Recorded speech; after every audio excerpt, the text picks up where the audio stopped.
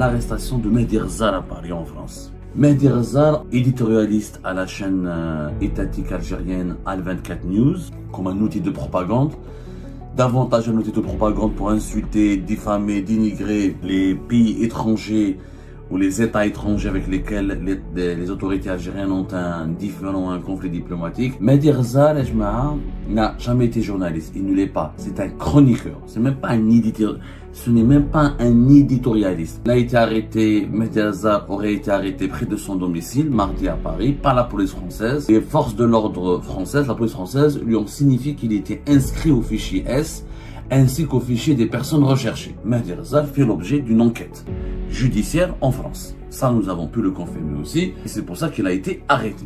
Il n'a pas été arrêté parce qu'il travaille pour Al24 News ou parce qu'il était le directeur de campagne de Tebboune en 2024. Il a été arrêté parce qu'il y a une affaire contre lui en France. Il y a des plaintes et une enquête judiciaire. Il avait voulu demander la nationalité française, elle lui a été refusée. Il est revenu d'ailleurs récemment, il vit entre Alger et Paris. Mais s'il a été arrêté, c'est parce qu'il y a une plainte. Il y a des plaintes. Le dernier événement troublant qui vient intriguer ou qui vient ébranler l'opinion publique algérienne concerne l'arrestation de Mehdi Ghzal à Paris, en France.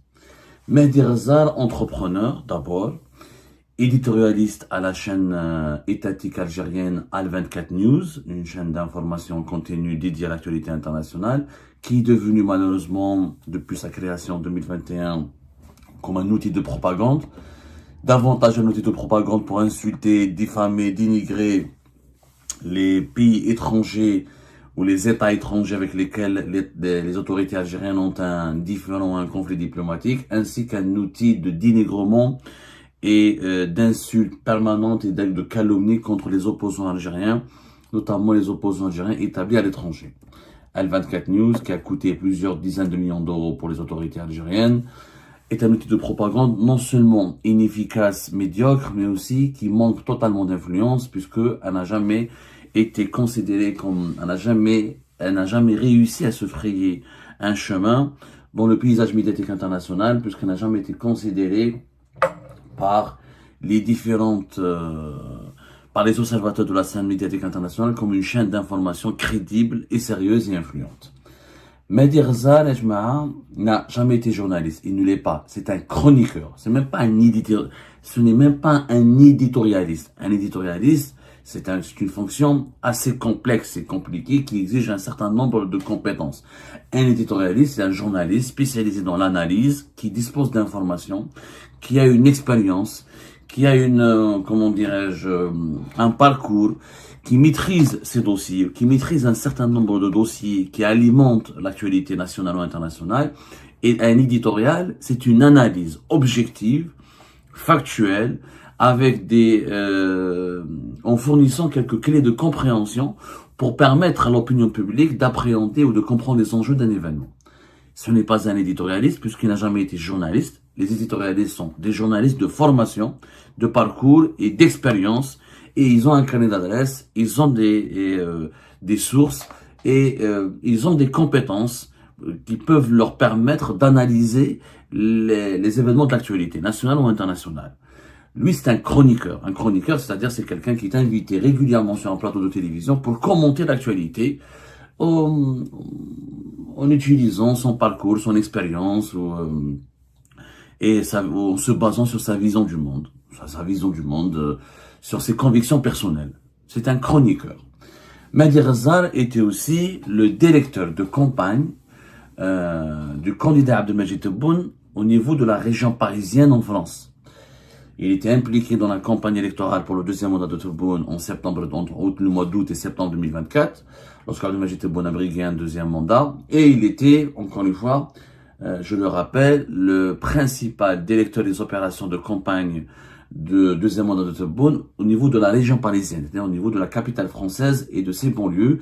Il a organisé des meetings, des réunions, des activités politiques pour le candidat Abdelmadjid Tebboune. Mehdi Ghzal a été arrêté hier, le 9 décembre 2019. Ensuite, il a été relâché il a été relâché aujourd'hui, le 10 décembre 2025. Il a été arrêté hier, le 9 décembre 2025. Il a été relâché aujourd'hui, au bout de 24 heures. Donc, il a été placé en garde à vue le 10 décembre 2025. Selon les déclarations faites par Mehdi Ghazal, qui ont été ensuite relayées par l'APS, l'agence étatique algérienne, l'agence de presse étatique, qui est l'organe médiatique attitré du régime algérien. Il a été arrêté, Mehdi Ghazal aurait été arrêté près de son domicile, mardi à Paris, par la police française. Il a été relâché tout dans le matin de ce mercredi. Les forces de l'ordre françaises, la police française, lui ont signifié qu'il était inscrit au fichier S, ainsi qu'au fichier des personnes recherchées. L'APS essaie de définir ce que c'est qu'un fichier S, parce que c'est un dispositif sécuritaire français qui est méconnu par les Algériennes et les Algériens, sauf les Algériens et les Algériens de France qui vivent en France ou qui sont des binationaux ou qui sont établis en France depuis des années et savent ce que c'est qu'un fichier S. L'APS a parlé il s'agit là des dispositifs d'exception réservés aux individus considérés comme pouvant représenter une menace grave pour la sûreté publique. Et voilà, l'APS explique ensuite dans son article, dans sa dépêche, que Mehdi Ghazal a constaté depuis plusieurs mois être systématiquement retenu lors de ses passages entrées et sorties dans les aéroports parisiens dans un climat d'hostilité qui ne cesse de s'alourdir. Sans aucune raison, c'est de l'intimidation, aurait déploré Mehdi Ghazal dans sa déclaration à l'APS. Finalement, et malgré le départ de Bruno Retailleau, rien n'a changé. Ces méthodes sont bien enracinées au sein des institutions de la République française. Mehdi Ghazal a été finalement relâché ce mercredi matin. Il a été arrêté mardi hier, relâché ce mercredi matin. Il a affirmé à la chaîne de télévision publique algérienne Al-24 News qu'il a été retenu plusieurs heures par la police française avant d'être relâché ce matin. Donc on ne comprend plus rien, cette information troublante qui a été diffusée comme ça, pêle-mêle. Alors on dit juste qu'il a été arrêté mardi, qu'il a été relâché mercredi, et on politise une arrestation. Voilà la stratégie de la désinformation. Normalement, l'information, c'est de rapporter le motif. Pourquoi Mehdi Ghazal a été arrêté. Pour quelle raison? On ne le dit pas. On nous dit juste qu'il est inscrit au fichier S. Donc, fichier S, fichier des personnes recherchées. Donc, on frappe l'opinion publique, on frappe l'intention des opinions publiques, on essaie de les intriguer, on essaie de les épater, de les impressionner, d'impressionner les Algériennes et les Algériens. Il est inscrit au fichier, etc. Ensuite, on parle de Bruno Retailleau encore une fois, on politise cette affaire.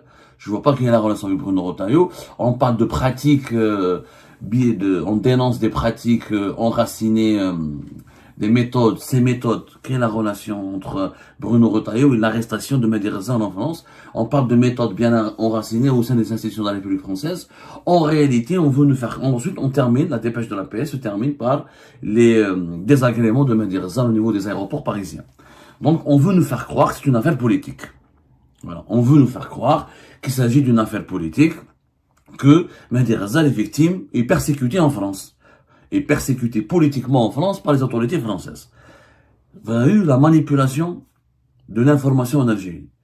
On ne rapporte pas les faits, on falsifie les faits, on donne des lectures politiques aux faits, on évoque des arguments politiques et à la fin on dit que on donne des indications pour affirmer que Mehdi Ghazal, qui est lié au clan Tebboune, qui est lié aux dirigeants algériens, est finalement une victime. C'est pour ça qu'il a été arrêté.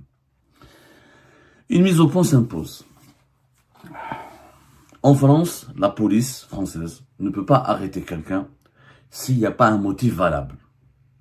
Il y a des situations bien précises dans lesquelles la police française peut arrêter, la police française peut arrêter un individu, qu'il soit un individu de nationalité française ou un individu étranger.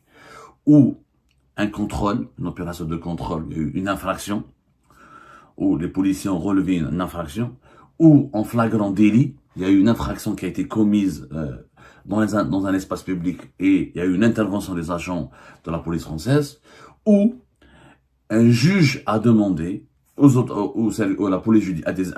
des enquêteurs de la police judiciaire de procéder à l'arrestation d'un individu pour l'auditionner. Ce sont les trois cas. Il n'y a pas d'autre cas. Ici, en France, il y a une loi. Il y a des dérapages, il peut y avoir des dérives, mais nul individu ne peut être arrêté gratuitement et sans aucune raison. Mehdi Ghazal dit à l'APS qu'il a été arrêté près de son domicile. Donc, c'était pas une opération de contrôle. Il n'y a pas de flagrant délit, sauf s'il a commis une bagarre, ou il s'est bagarré tout près de chez lui, etc. En tout cas, il veut pas nous dire les raisons de son arrestation. Visiblement, d'après la description faite par les déclarations de Mehdi Razzar, il n'a comme des éléments de réponse sans accéder encore à des sources. Nous sommes en train d'enquêter sur l'affaire Mehdi Razzar. Mais juste un raisonnement logique. S'il a été arrêté près de son domicile, ça veut dire que les autorités, la police française, les autorités françaises ont dépêché des policiers pour aller le rechercher, pour aller l'arrêter. Et pour l'emmener dans un poste de police, dans un commissariat où il a été placé en garde à vue pendant presque 24 heures. Arrêté mardi, relâché mercredi matin. C'est une procédure classique.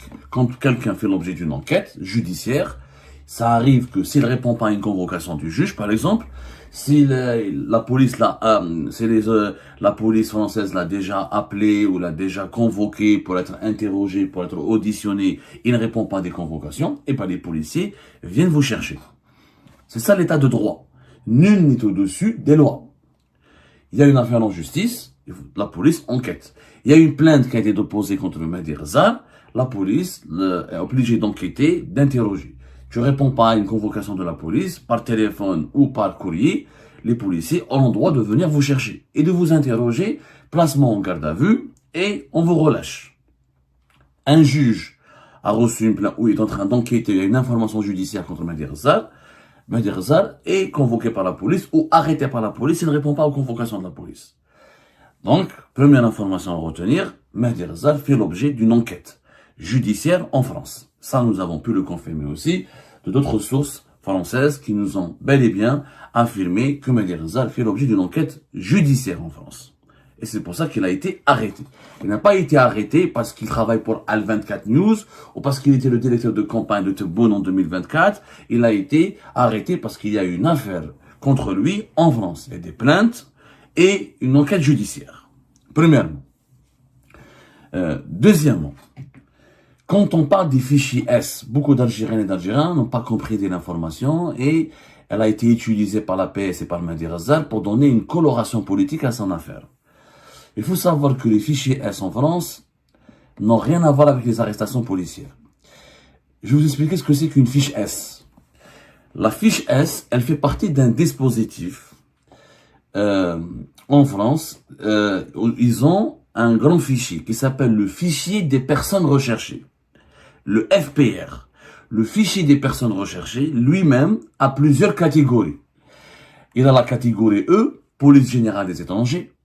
La catégorie IT, interdiction du territoire. La catégorie police générale des étrangers, dont les fichiers des personnes recherchées, il y a des étrangers, des ressortissants étrangers qui ont commis des délits ou des crimes et qui sont recherchés par les autorités françaises. On les inscrit au niveau des fichiers, on les inscrit dans le cadre des fiches E, dans le système. C'est un système. Le fichier des personnes recherchées, c'est un système. C'est une base de données qui contient plusieurs catégories. La catégorie E des étrangers, qui sont recherchés, ou les étrangers qui doivent être surveillés. La catégorie IT, les personnes qui ne doivent pas quitter le territoire français, parce qu'ils ont des affaires judiciaires, ils sont sous enquête en France. La catégorie R, opposition à résidence en France. La catégorie TE, opposition à l'entrée en France, ils ne doivent pas résider en France, ou ils ne doivent pas rentrer sur le territoire français. La catégorie AL, les aliénés, les malades mentaux dangereux. Quand ils doivent être inscrits dans un fichier, ils doivent être recensés dans un fichier pour que les autorités françaises les surveillent et les arrêtent au cas où il y a un risque contre la sécurité publique ou l'ordre public. Il y a le fichier des évadés, les personnes qui ont fui les prisons qui sont recherchées, les mineurs fugueurs, Toutes ces catégories font partie du fameux système français qui est ce qu'on appelle le fichier des personnes recherchées. Ça veut pas, il y a la catégorie S. S, c'est la sûreté de l'État. S, sûreté de l'État. Qu'est-ce que ça veut dire? Sûreté de l'État, ça veut dire que c'est un fichier de personnes qui est géré par la police française et qui recense les personnes qui peuvent être considérées comme représentant une menace réelle ou potentielle pour la sûreté de l'État ou la sûreté publique en France. Principalement avec en lien principalement avec l'extrémisme violent et le terrorisme. Mais les fiches S, ou les fichiers S, ou les personnes qui sont inscrites au fichier S, ne sont pas tous des terroristes. Alors, je m'explique, vous avez bien compris. Mehdi Ghazal fait de la manipulation. La fiche S fait partie, c'est une catégorie des fichiers des personnes recherchées. Mais toutes les catégories des personnes, des fichiers, des personnes concernées inscrites dans la base de données des fichiers des personnes recherchées, ne sont pas forcément des personnes recherchées par les autorités françaises. Il y a les personnes qui sont recherchées, qui doivent être arrêtées. Il y a des fiches dans le cadre du FPR, dans le cadre de ce système, comme les fichiers S, ou la fiche S, qui concerne les personnes qu'il faut surveiller. C'est un outil de surveillance. C'est pas un outil d'arrestation. Il y a des milliers de personnes en France qui sont fichiers S, qui sont inscrits dans le fichier S. Pourquoi? Parce que il y a une enquête sur eux. Il faut savoir qu'en France, 70% des fiches S sont réalisées par les services secrets français, notamment les renseignements intérieurs français, qui est la Direction Générale de la Sécurité Intérieure. La Direction Générale de la Sécurité Intérieure, la DGSI, l'équivalent de la DGSI en Algérie, les fiches S, 70% des fiches S sont émises par la DGSI. La fiche S, il n'y a pas que le terrorisme islamiste, comme on le laisse croire. Il y a plusieurs, il y a 15 catégories. Il y a 15 à 16. Il y a entre 15 et 16 catégories des fiches S. Vous avez le S1, terrorisme islamiste. S2, extrémisme terroriste au niveau de l'extrême droite. L'extrémisme identitaire, ultra-droite. S3, extrémisme anarchiste. S4, les hooligans. Les hooligans dans les supporters de football, qui sont les casseurs, qui menacent, qui provoquent des émeutes ou des violences pendant les matchs de football. Vous avez S5, les militants indépendantistes, les mouvements séparatistes corse, ou les Pays Basques, ou la Nouvelle-Calédonie. Vous avez même une catégorie des fiches S, on appelle ça S14. C'est les personnes qui ont résidé dans des pays dangereux.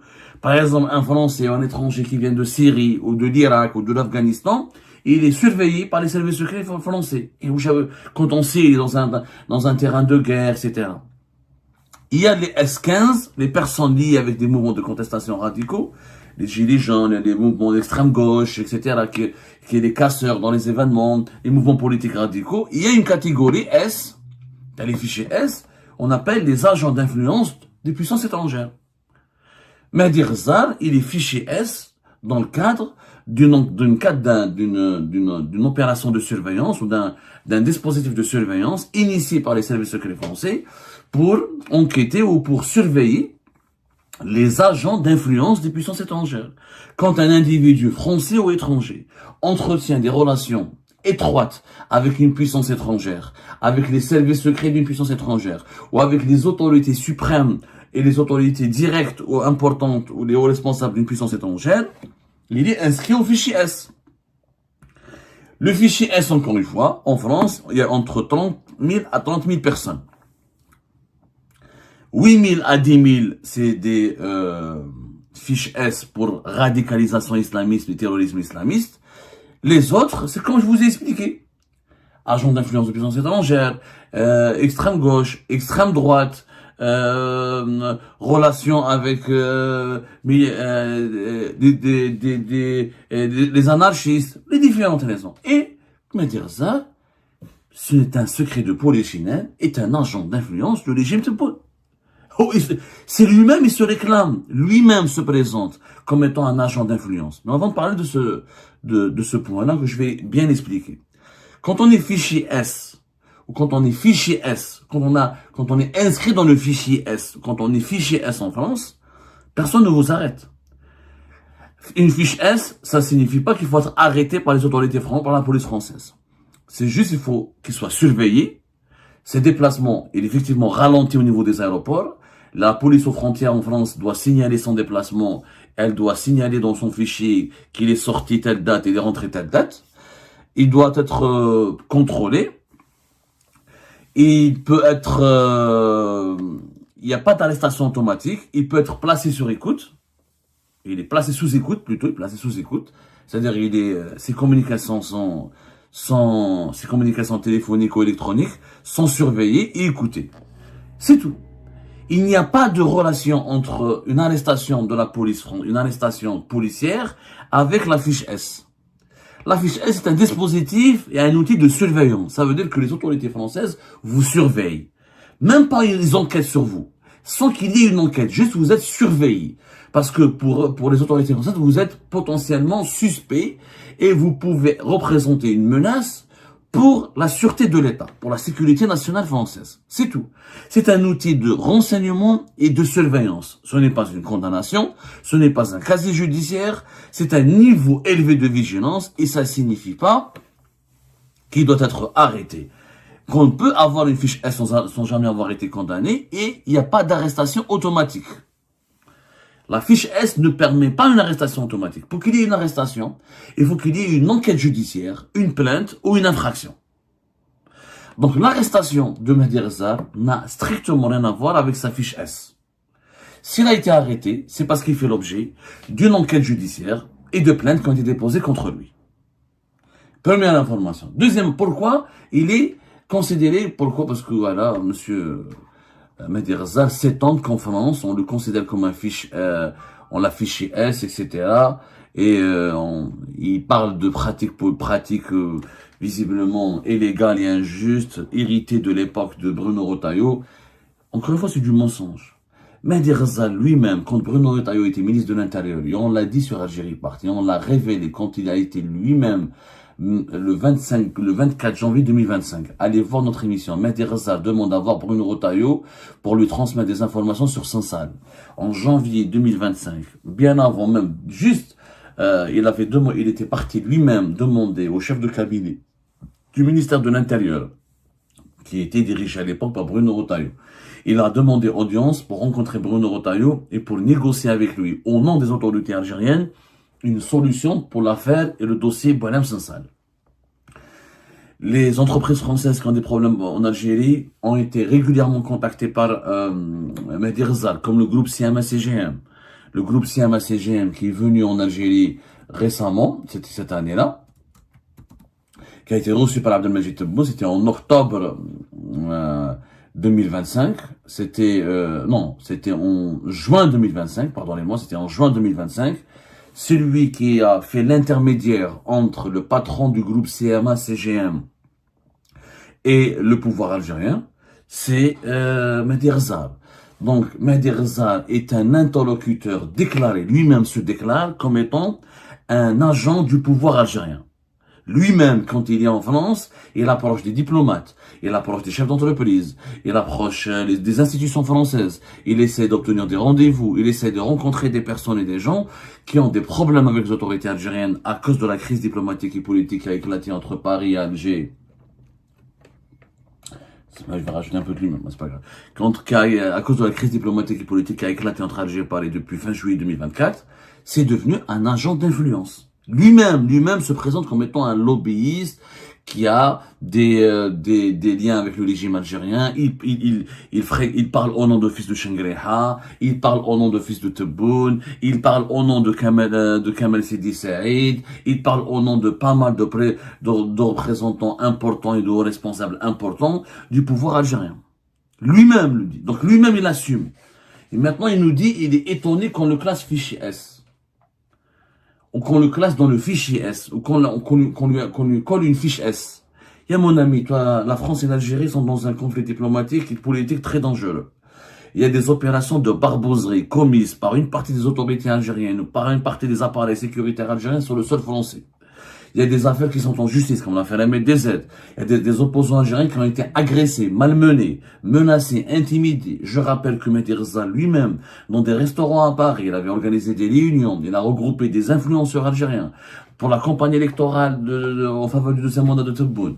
Juste après, lors des débuts, au lendemain du début de la crise entre l'Algérie et la France, il avait mobilisé des influenceurs algériens pour leur dire il faut se battre contre les Harki 2.0 et vous devez être les Moudjahidines 2.0. Donc c'est lui qui a alimenté la fameuse crise des influenceurs algériens qui ont été arrêtés en France parce qu'ils ont appelé à la haine, parce qu'ils ont appelé à commettre des actes d'agression, parce qu'ils ont menacé l'ordre public, parce qu'ils ont menacé de semer la zizanie au sein de la société française. Mehdi Rezar, il est lié à toutes ces affaires-là. Donc, comment voulez-vous que les autorités françaises ne le considèrent pas comme un agent d'influence d'une puissance étrangère sur le sol français? Il est résident français, il avait voulu demander la nationalité française, elle lui a été refusée, il est revenu d'ailleurs récemment, il vit entre Alger et Paris, selon nos investigations, il était revenu à Paris pour se soigner, parce qu'il avait une entorse au niveau du pied, ou il voulait se soigner en tout cas en France, il voulait bénéficier de ce système médical français très performant, parce que le système médical algérien est complètement catastrophique, et lui-même, sur les plateaux de télévision de Al24 News, il insulte jour et nuit la classe politique française, il insulte, il défame, il dénigre, il ne critique pas, il défame et il dénigre. Il faut voir les interventions médiatiques de Bederza. Il n'y a rien qui est journalistique, il n'y a pas d'analyse journalistique. Il y a des prises de position virulentes dont les propos sont assimilés à la calomnie, à l'injure et à la diffamation. Et ensuite, on s'étonne comment on le contrôle pas quand il quitte la France ou quand il rentre en France. Ça fait normal. Et Habibi, tu travailles avec un président étranger qui s'appelle Abdelmajid Tebboune, qui a des problèmes directs avec la France. Tu te présentes au niveau des institutions françaises comme porte-parole, comme intermédiaire entre le régime algérien et la France, et comment voulez-vous que les autorités françaises ne le surveillent pas, encore une fois, ne le placent pas sous surveillance. Il était placé sous surveillance. C'est pour ça qu'il a été fiché S. Mais s'il a été arrêté, c'est parce qu'il y a une plainte. Il y a des plaintes. Et ben c'est la fin de cette vidéo les amis, je vous remercie comme d'habitude pour avoir suivi jusqu'à la fin. N'oubliez pas de nous laisser vos commentaires et vos réactions sur la vidéo et de vous abonner à la chaîne si vous n'êtes pas encore abonné. Et merci aussi pour vos commentaires et vos discussions très animées dans la section des commentaires. Donc, vous n'oubliez jamais de décortiquer bien un sujet sur tous les points qui ont été abordés dans la vidéo et ça fait vraiment plaisir moi-même je ne fais pas de commentaires, je m'appuie sur vous pour que vous puissiez bien expliquer les choses et en faire des discussions civilisées et dans tout le respect possible. Donc voilà, merci beaucoup et à la prochaine dans une nouvelle vidéo. Au revoir.